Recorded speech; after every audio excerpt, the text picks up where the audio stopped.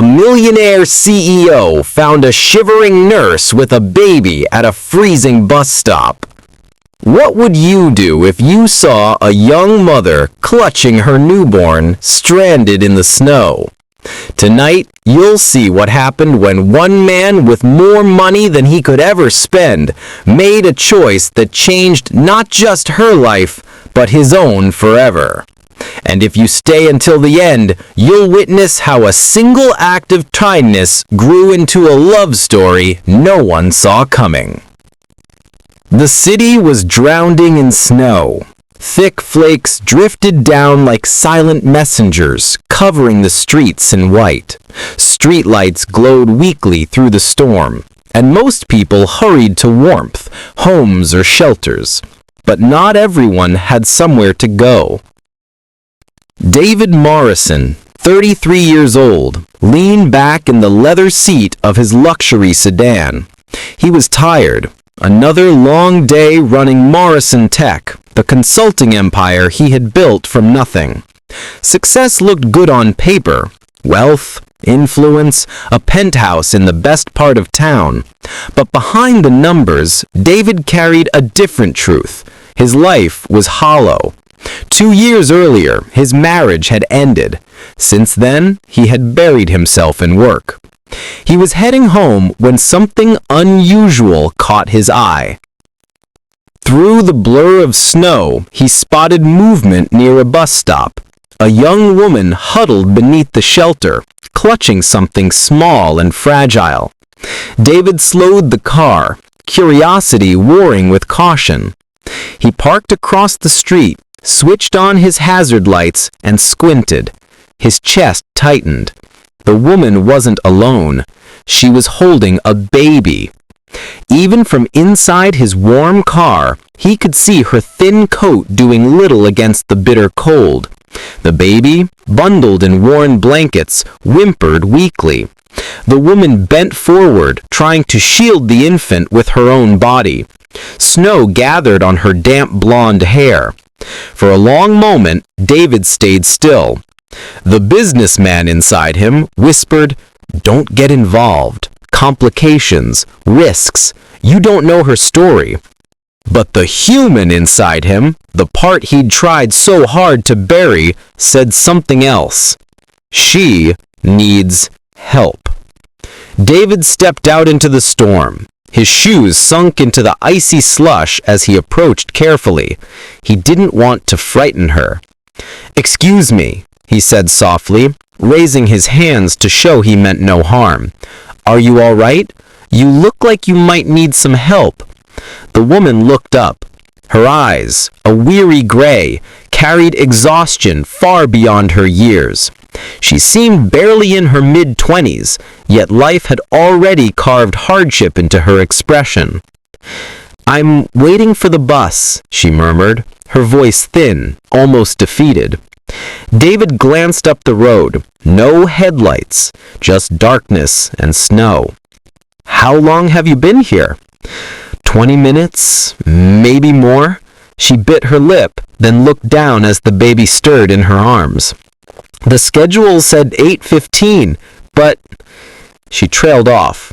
The truth was clear. The bus wasn't coming soon enough. David studied the tiny face peeking from the blankets. The baby let out a soft cry, the kind that pierced through bone and heart. "I'm David Morrison," he said gently, crouching slightly to meet her gaze. "I don't want to intrude, but you and your baby shouldn't be out here in this weather. My car is warm. I'd be glad to drive you wherever you're going." She hesitated, torn between instinct and desperation. Accepting help from strangers wasn't safe, but neither was staying.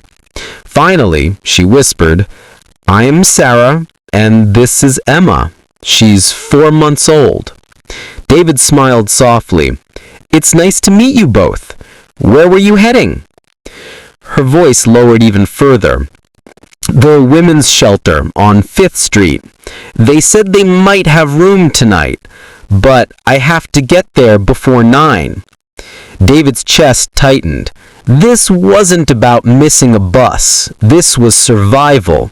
A young mother with nowhere to go, braving the cold with her child. "Sarah," he said carefully, "the shelter's 40 minutes away by bus, but only 15 by car. Please, let me drive you. Emma shouldn't be out here another minute." Sarah looked down at her baby. Emma fussed, her tiny fists trembling against the cold.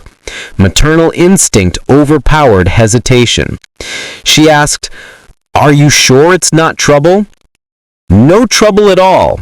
David led her to the car, opening the back door and helping her settle Emma inside. Without thinking, he shrugged off his tailored suit jacket and draped it over the baby as an extra layer. The contrast struck him.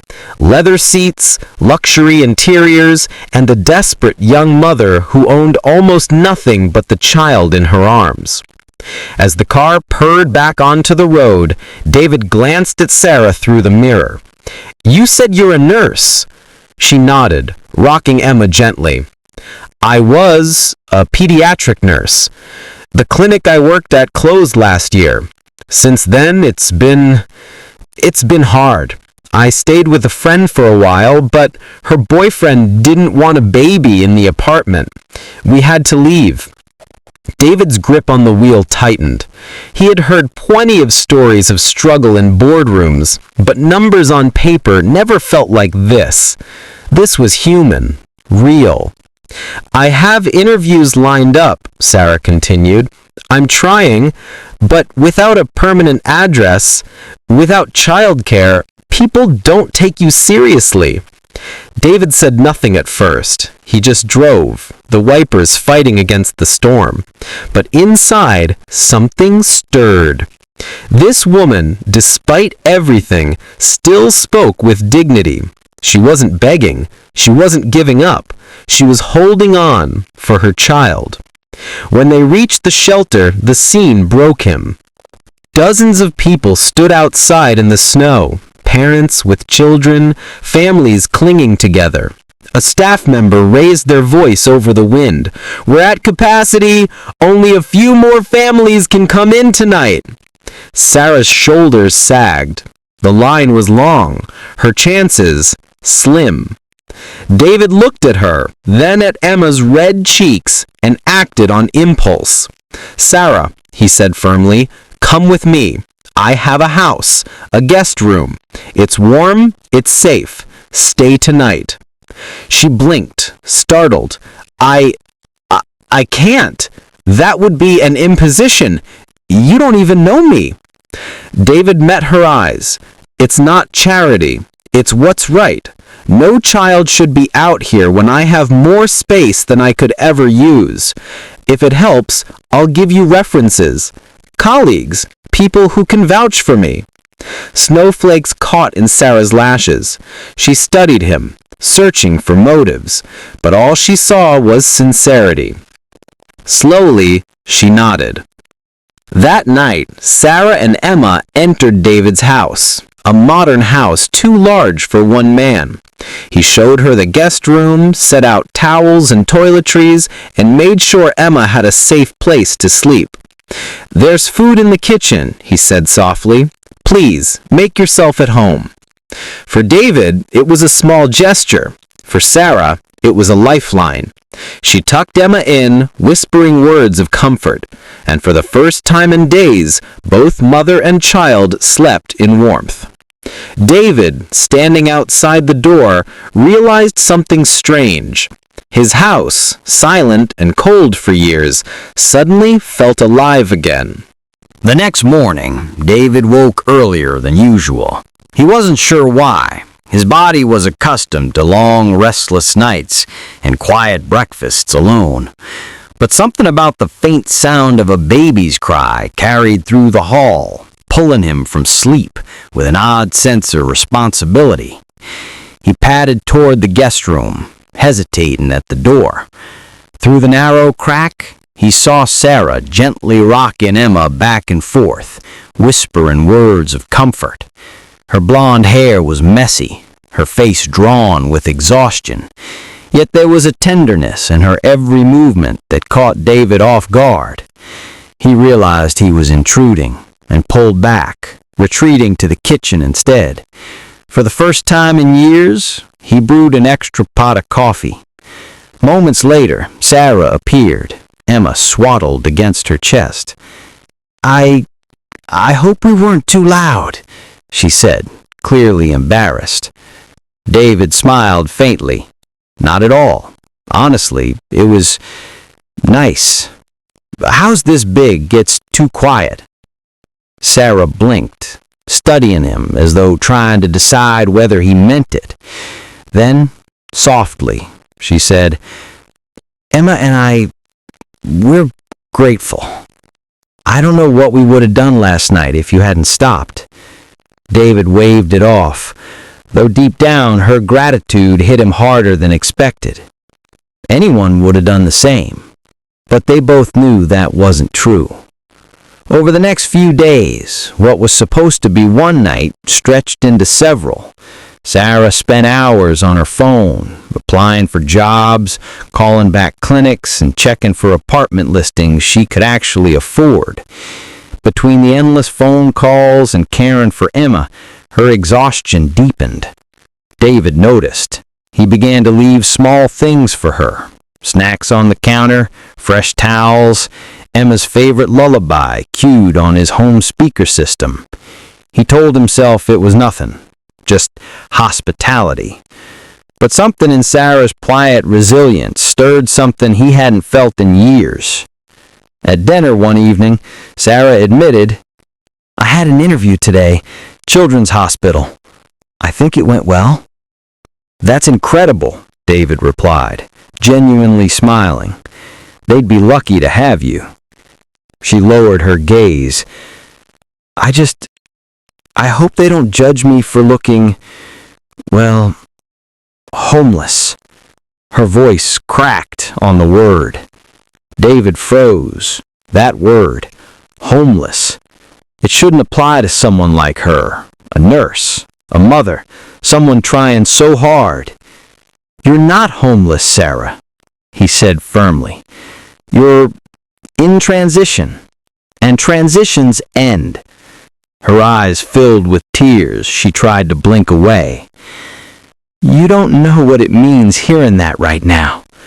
David didn't reply, but inside something shifted. He didn't just want to help Sarah survive the night. He wanted to help her stand again. That night, after Sarah and Emma had gone to bed, David sat alone in his study. His ex-wife's picture still sat in a frame on his bookshelf, though he rarely looked at it. Their divorce had been clean but cold, born not of anger, but of distance. She had wanted children. David was too focused on Morrison Tech, his consulting empire, to risk the distraction. By the time he realized what he'd lost, it was too late. Now, as Emma's faint cries echoed down the hall, David felt the hollowness of his choices. Here was a man with wealth, success, prestige, yet utterly alone. And here, by chance, was a woman who had nothing, but was willing to fight every day for her child. For the first time, David wondered if his life had been built on the wrong foundation.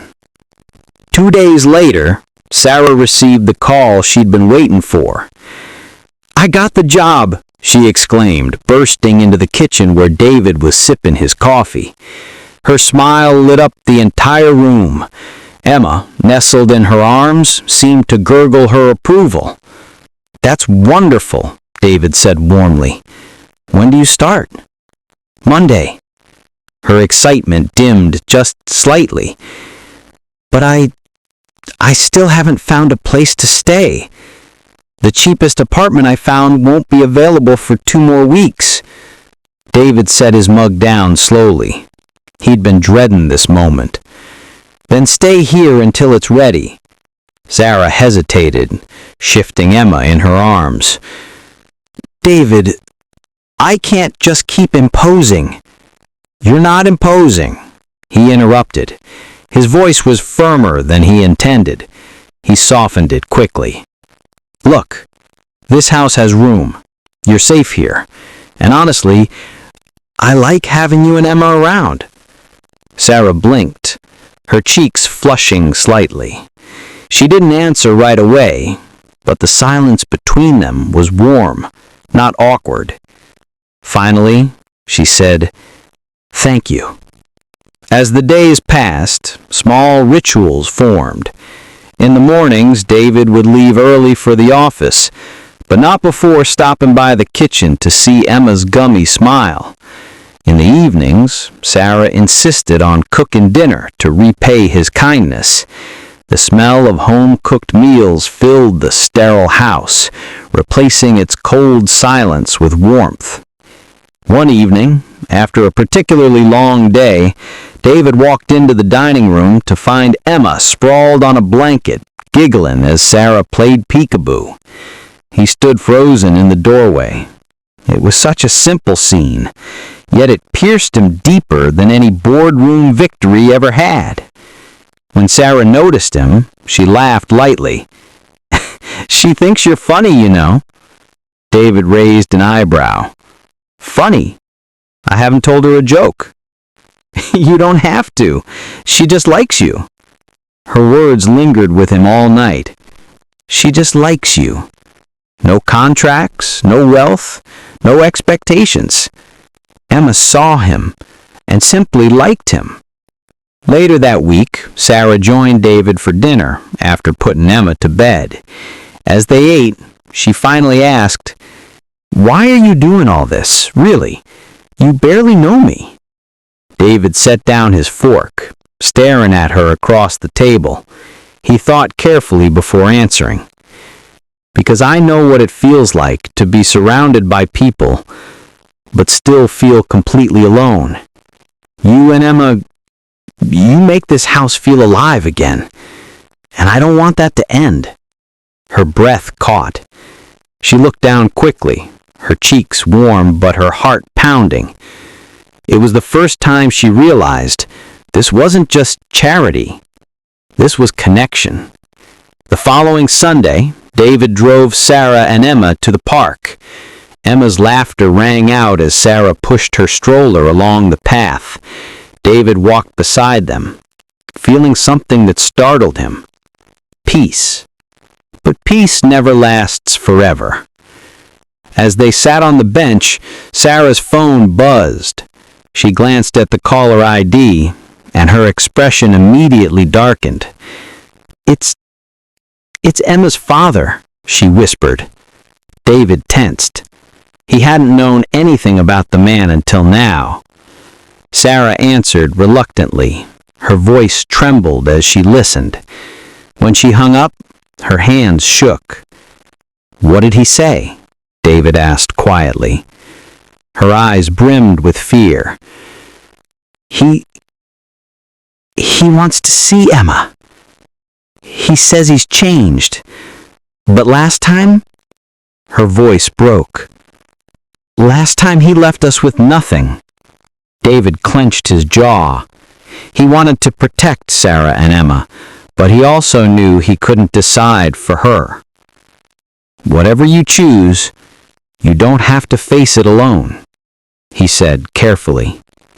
Sarah looked at him then, really looked at him, and in that moment, she realized David wasn't just a wealthy man offering shelter. He was becoming something far more dangerous to her guarded heart. A man she could trust. The phone call from Emma's father haunted Sarah for days. At night, after Emma was asleep, she would sit by the window in the guest room, staring out at the city lights, lost in thought. Her mind swirled with memories she had tried so hard to bury. The broken promises, the nights of loneliness, the feeling of being abandoned when she needed him most. David noticed the shift. She still smiled at Emma, still cooked meals, still tried to put on a brave face, but something had dimmed in her eyes. Finally, one evening, David found her in the kitchen, staring blankly at her untouched tea. "You're thinking about him again," he said gently. Sarah sighed, shoulders sagging. He says he wants another chance, that Emma deserves to know her father. David leaned against the counter, choosing his words carefully. Do you believe him? Her silence was answer enough. I want Emma to have a father, she admitted finally, but I also don't want her to grow up watching me be hurt all over again. David's chest tightened. He wanted to tell her to shut the man out forever, to protect Emma from his chaos, but he knew it wasn't his place, not yet. So, instead, he said, Whatever you decide, Sarah, you won't face it alone. Not anymore. Her eyes shimmered, but she quickly blinked the tears away. She wasn't ready to accept just how much David had already become part of their lives.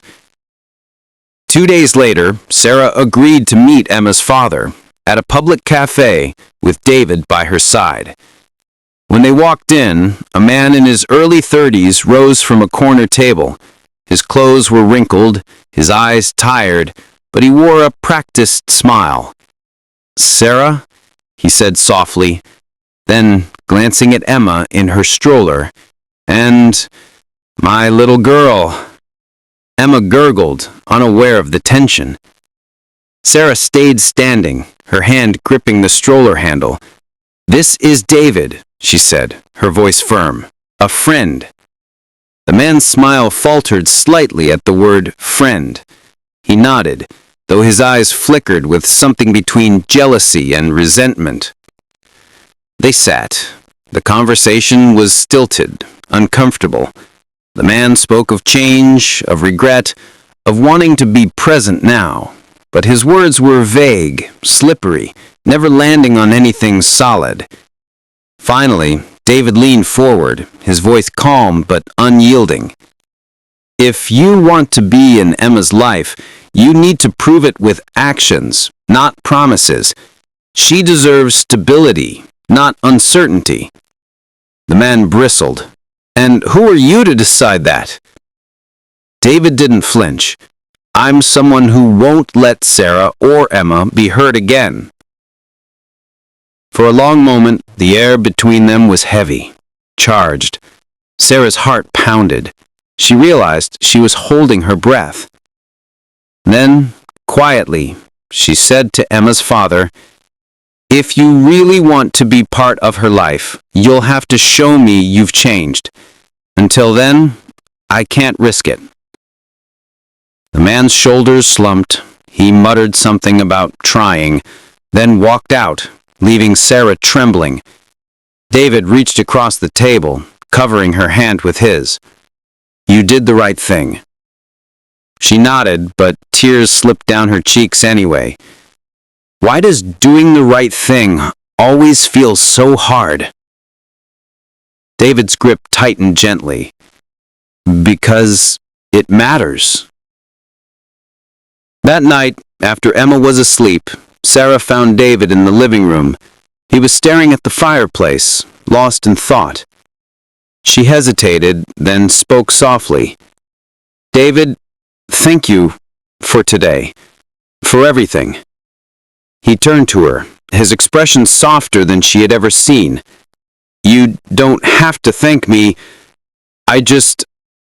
He broke off, struggling to put it into words. Sarah stepped closer. Just what? He took a breath. I just don't want you to ever feel like you are facing this world alone. Not when I can stand beside you. The vulnerability in his voice startled her. For a man who seemed so strong, so composed, he suddenly looked human, fragile. And in that moment, Sarah realized something. David wasn't just helping her. He needed her too. Weeks passed. Sarah started her new job at the children's hospital. Every evening, David would pick her up, Emma squealing with delight when she saw him. Their little routines deepened. Family dinners, bedtime stories, laughter echoing through the once empty halls of David's house. One evening, as they cleared the table, Sarah said quietly, The apartment I applied for, it's ready next week. David froze. He had known this moment was coming, but his heart still sunk. Sarah studied his face. Unless you'd rather we stayed. The words hit him like a jolt. He set the dishes down, turning to her with an intensity she had never seen before. Sarah, having you and Emma here has been the best part of my life in years.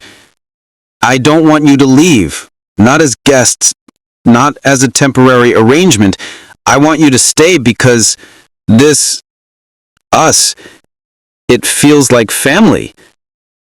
Sarah's breath caught. Tears filled her eyes, but this time they weren't from fear or exhaustion. They were from hope. Are you saying...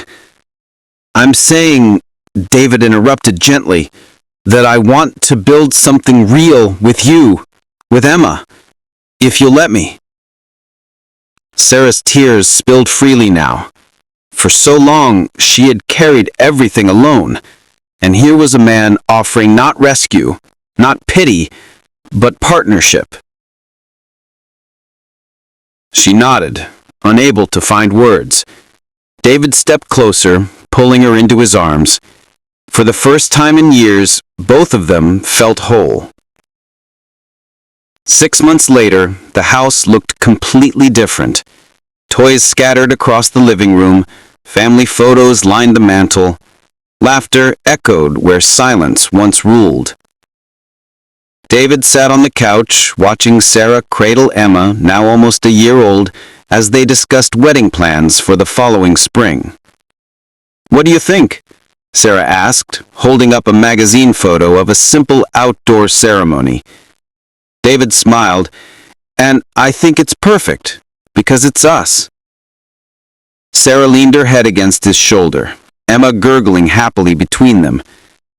For a moment, David closed his eyes, letting it sink in. The man who had once been defined by his wealth and loneliness had discovered something far greater. Not through power, not through success, but through compassion, through stopping one cold night to help a shivering nurse and her baby. Later that night, after Sarah and Emma were asleep, David stood by the window, looking out at the city lights. He thought back to that bus stop, to the snow swirling around Sarah's thin coat, to Emma's small cries, to the moment he chose to stop, against every instinct telling him not to get involved. One choice, one act of compassion. It had changed everything. Sarah often said he had saved them that night, but David knew the truth. Sarah and Emma had saved him. He whispered softly to himself, "True wealth isn't measured in money. It's measured in the people you share your life with."